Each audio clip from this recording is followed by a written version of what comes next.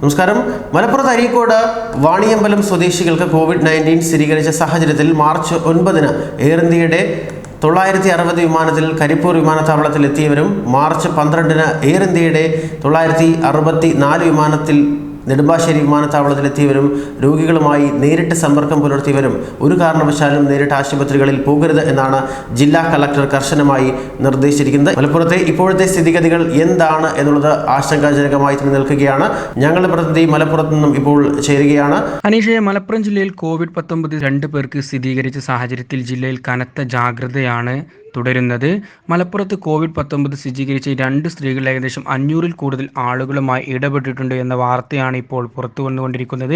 അതുകൊണ്ട് തന്നെ ജില്ലയിൽ ഇന്നലെ ജില്ലാ ഭരണകൂടത്തിൻ്റെ നേതൃത്വത്തിൽ രാത്രിയിൽ ഒരു 10 മണിയായപ്പോൾ ഒരു പ്രാഥമിക റൂട്ട് മാപ്പ് നിർമ്മിച്ചിരുന്നു. എന്നാൽ ഈ റൂട്ട് മാപ്പ് മാറ്റി ഇത് പുനഃക്രമീകരിച്ച ശേഷം പുതിയ റൂട്ട് മാപ്പ് അല്പസമയത്തിനകം പുറത്തുവിടുമെന്നാണ് അറിയാൻ കഴിഞ്ഞത്. എന്നാൽ അവരുമായി സമ്പർക്കം പുലർത്തിയ ആളുകൾ എത്രയും പെട്ടെന്ന് കോവിഡ് ജില്ലാ കൺട്രോൾ റൂമുമായി ബന്ധപ്പെടണമെന്ന് ജില്ലാ കളക്ടർ നേരത്തെ അറിയിച്ചിരുന്നു. ജില്ലാ മെഡിക്കൽ ഓഫീസറുടെയും ജില്ലാ കളക്ടറുടെയും നേതൃത്വത്തിൽ ഇന്നലെ രാത്രിയിൽ തന്നെ ഈ യോഗങ്ങൾ ആരംഭിച്ചിട്ടുണ്ട്. അതുപോലെ തന്നെ ജില്ലയുടെ ഒരു ഭാഗമായ അരീക്കോടും മറ്റൊരു നിലമ്പൂർ മേഖലയിൽപ്പെട്ട വാണിയമ്പലം എന്നീ സ്ഥലങ്ങളിലും ആരോഗ്യവകുപ്പിൻ്റെയും നേതൃത്വത്തിൽ ഈ സ്ത്രീകൾ എത്തിയ സ്ഥലങ്ങൾ എല്ലാം തന്നെ പരിശോധന ഇന്നലെ രാത്രിയിൽ തന്നെ ആരംഭിച്ചിട്ടുണ്ട്. അത് ഇന്ന് നേരം പുലരുമ്പോൾ തന്നെ ഏകദേശം 7 മണിയായതുകൂടി വീണ്ടും ആരംഭിച്ചിട്ടുണ്ട്. ജില്ലയിൽ കനത്ത ജാഗ്രത പാലിക്കണമെന്ന് ജില്ലാ കളക്ടർ പറഞ്ഞു. അതുപോലെ തന്നെ മുൻകരുതലിൻ്റെ ഭാഗമായുള്ള നടപടികൾ ഇന്നലെ തന്നെ ജില്ലയിൽ ആരംഭിച്ചിട്ടുണ്ട്.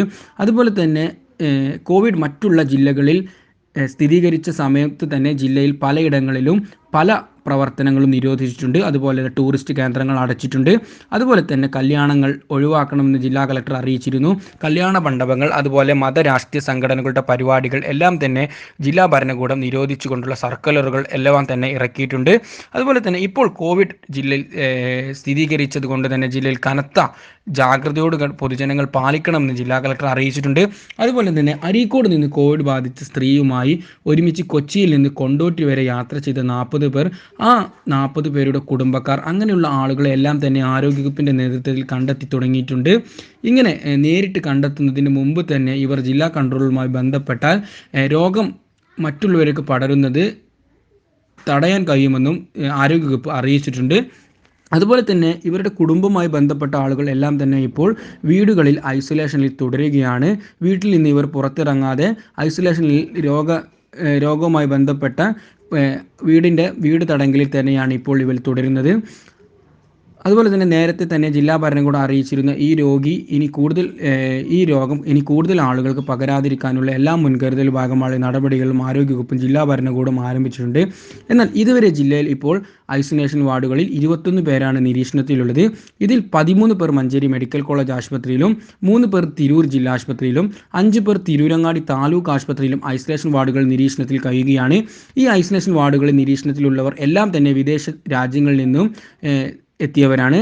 അതുകൊണ്ട് തന്നെ ഇവരുടെ കൂടെ അടുത്ത് ഇടപഴകിയ സമ്പർക്കം പുലർത്തിയ 5 പേരും ഈ കൂട്ടത്തിൽ ഉണ്ട് എന്നാണ് അറിയാൻ കഴിഞ്ഞത്. അങ്ങനെയുള്ള 21 പേരാണ് ഇപ്പോൾ ഐസൊലേഷൻ വാർഡുകളിൽ ഇപ്പോൾ ആശുപത്രികളിൽ നിരീക്ഷണത്തിലുള്ളത്.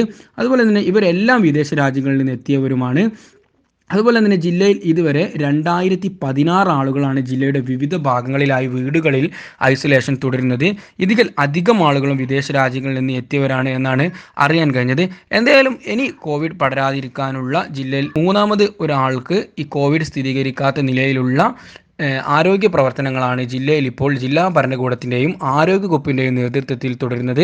ജില്ലയുടെ വിവിധ ഭാഗങ്ങളിലായി പഞ്ചായത്ത് ഹെൽത്ത് വിഭാഗങ്ങളുടെ നേതൃത്വത്തിലുള്ള യോഗങ്ങളും വിവിധ ഭാഗങ്ങളിലായി തുടരുന്നുണ്ട്. അനീഷ്.